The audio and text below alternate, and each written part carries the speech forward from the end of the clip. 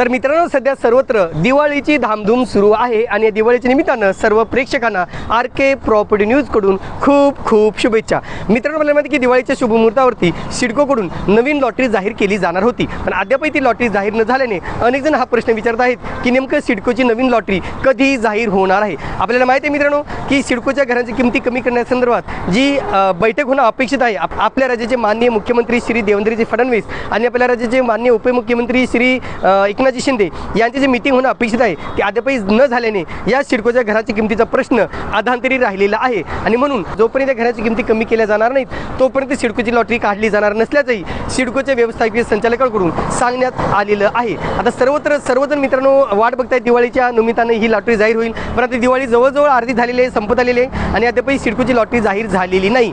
लवकरच मित्रांनो घरांच्या संदर्भात बैठक लागणार आहे, त्याच्या किमती कमी केल्या जातील असंही बोललं जात आहे आणि कुठेतरी या किमती कमी केल्यानंतरच ही लॉटरी जाहीर केली.